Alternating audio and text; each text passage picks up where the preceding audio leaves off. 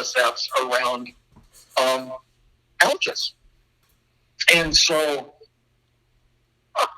I mean, I got a photograph. I think it's this giant pile of of the dividers of the commodes, and they're all dusty. And some of them, now, I found one that was, you're either going to see it light green or light blue, okay, or medium blue.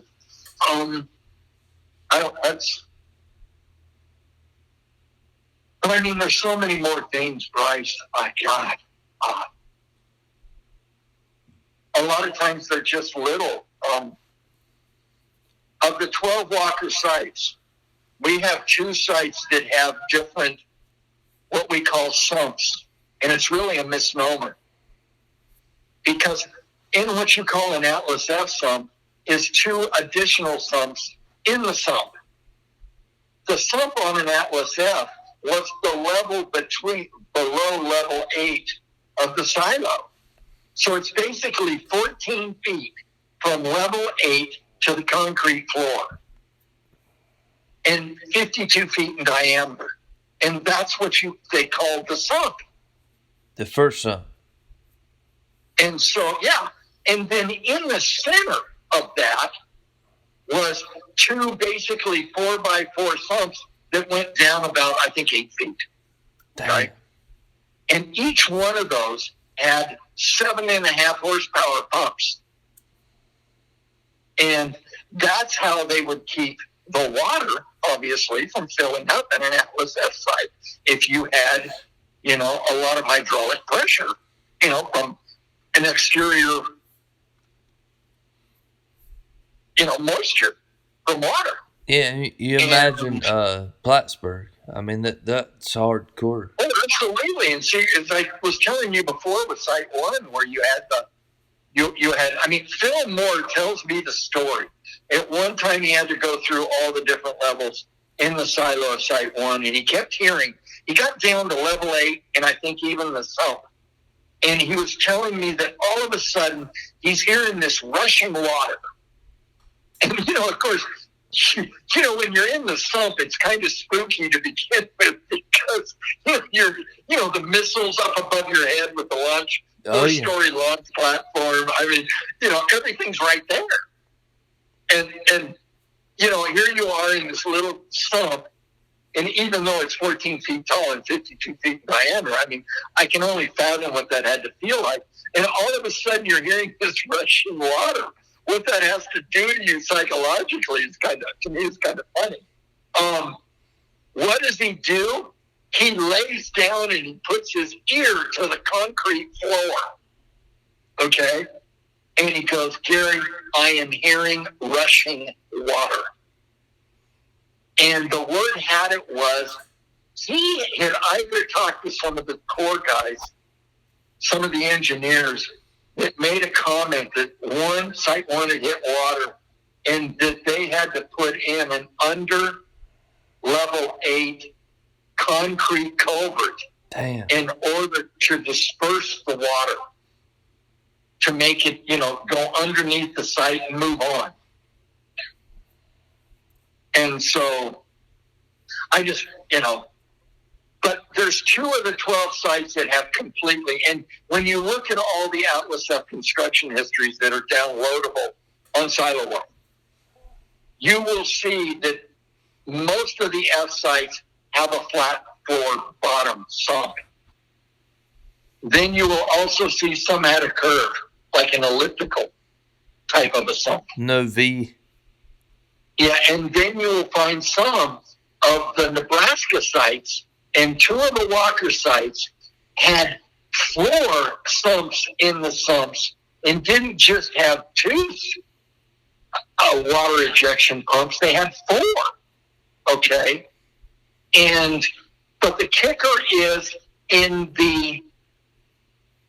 I can't find out which sites because I would imagine those sites are the ones that are full of water and they are not mentioned by site number in the Walker construction histories. So it's, I just know there are 2, it makes reference to them. but it just doesn't identify which two they are. Do I tend to believe one of them was Site 2? Absolutely. Because they hit an underground artesian when they were building it. Now, back on 11, what happened at Site 11 was interesting. I met the crew chief, what they call the pad chief. The crew chief is normally for an aircraft in the Air Force. Well, when you weren't a crew chief for a missile base, you were called the pad chief. Well, I met the pad chief for Site 4. And Bill is just a super guy. And he was telling me the story about Site 11 when they were building it. And one of the stories is verified in the construction history. They hit solid rock. And so they had to bring in miners to drill it, pack it, and blow it. And when they were doing this, they packed too much dynamite. And they blew out all the local ranchers' water wells. Nice. The shit is about to get real, okay? And of course, all of a sudden, every rancher that was affected, hell, they're all suing the feds, right? Going, what do you guys do, man? They pack so much dynamite, all right? It is even identified in the history that they packed way too much. And when they blew it, okay, all of the rock and debris that come out of the hole destroyed the core trailers on the surface. Damn. So, it's like one of those double whammies. I just can't imagine what that had to be like all of a sudden, being one of the inspectors with the Corps of Engineers, and some guy overpacks the charge and destroys the trailers and knocks out all the ranchers' water wells. Not a good day. Yeah, exactly. And what Bill was telling me, though, when you're a cadet at military school, of course, you're always looking for the next adventure. Well, someone had said there's this cavern that's north of Site 11, and it's off this road. Well, Bill tells me this story. He's going, Garrett, when I heard this from one of the guys that was the engineer on 11 at the site during construction, that when they finally blew an opening towards the very bottom, they hit an underground cavern. And I said to him, no shit. And I told him the story of when we were kids, we found this cavern that is just north. It's not even a mile north of Site 11. And you could work your way, we had to use ropes, and you could get down in this cavern. And he just says, do you believe that? And I said, yeah, I do, because I was in a cavern north of Site 11. And so that makes perfect sense to me.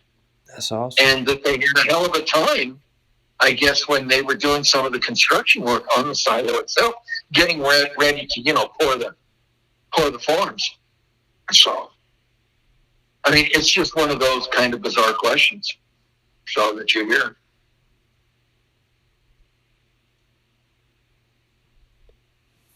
You're probably, that's probably on to something there for sure. Well, there's more. Bryce, God, excuse me, I've had, 40 plus years of this. The stories are endless, and they're really stories. I can only tell you what's been told and, retold, and then I've asked questions. And and sometimes when we talk, I think about this and then, well, oh yeah, okay, on this site there was this, and, Well, that's why I talk to you. Well, yeah, it's fun. I always enjoy thinking back of, all these things. Sometimes, I'm in the lower level of the control center right now, and, I have my computer, my laptop's on one side. I'm just kind of hanging out here, and